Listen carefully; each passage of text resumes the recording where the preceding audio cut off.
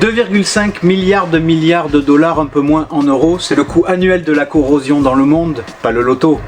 En cette journée internationale de la corrosion, nous avons confiné, voulu vous donner une leçon. Oui, aujourd'hui nous allons vous parler de rouille en évitant la rime qui vient à l'esprit spontanément. Alors, suivez-nous dans cet apprentissage dès maintenant, du sérieux, des jeux de mots, pas de magouille. Alors, c'est quoi la rouille ?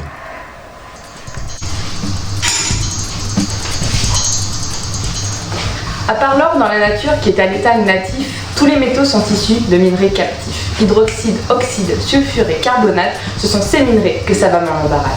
Et avec un peu de chaleur et sans entourloupe, une aération assoufflée et un four bien haut, de ce processus sortent les jolis métaux, sous des formes bizarres appelées loupes. Une fois transformé en produit, en lingot, le métal pourrait être encore une fois travaillé. Clés, épées, roues de char ou boucles damasquinées, ce ne sont pas les applications qui font défaut.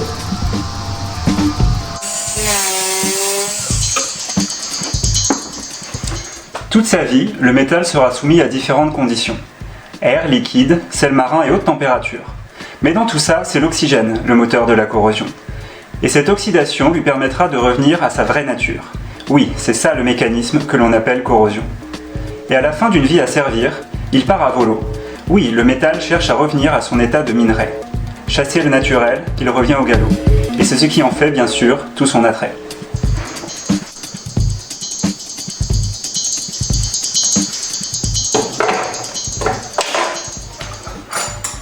On peut également parler des chlorures, ces ions que l'on trouve dans la nature. Quand tu commences à trouver le temps long, ils réactivent les phénomènes de corrosion. Alors, pour éviter que le métal ne s'exécute, il faut le peindre ou le protéger cathodiquement. Le stabiliser, le passiver, le restaurer, contrer sa lutte. Nous, experts corrosion, connaissons ces traitements.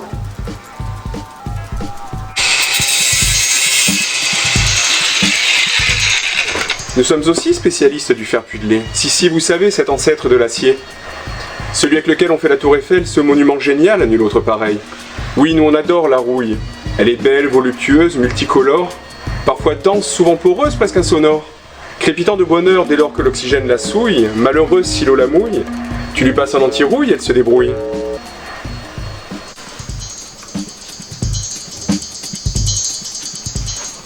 Bon, c'est sûr, si tu veux devenir spécialiste de la rouille, va falloir te lever de bonne heure et t'attendre à de longues heures de fouilles. Non, pas des fouilles comme l'entendent les archéologues. C'est doudingue, un brin anthropologue, un poil spéléologue, une vie à l'horizontale à se pencher sur le vestige vertical. Non mais il faut être complètement bancal. Nous les fouilles, on les réalise à l'échelle microscopique, et par-dessus tout avec du matériel ultrasonique. Oui monsieur dame, du matériel ultrasonique. Mesure des épaisseurs résiduelles et émissions acoustiques.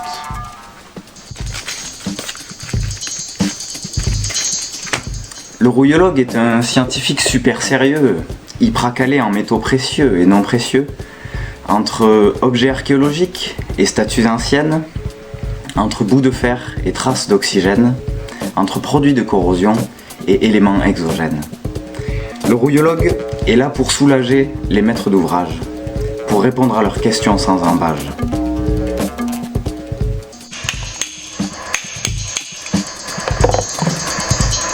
Ma structure métallique résistera-t-elle à cette couche de rouille ? Ma statue va-t-elle passer les siècles sans anti-rouille ? Ma vanne défectueuse est-elle conforme à la législation ? Mon objet archéologique est-il en perdition ? Votre technique subcritique est-elle vraiment supersonique ? Ma charpente métallique est-elle vraiment critique ? Alors oui, grâce à notre savoir, à nos connaissances, à cette discipline millénaire appelée science, vous savez, cette méthode rigoureuse, impérieuse que Trump dénigre, la traitant de menteuse, nous agissons, nous fouillons, nous cherchons afin de vous donner les réponses sur la corrosion. Alors, en cette journée internationale de la corrosion, avez-vous retenu la leçon ?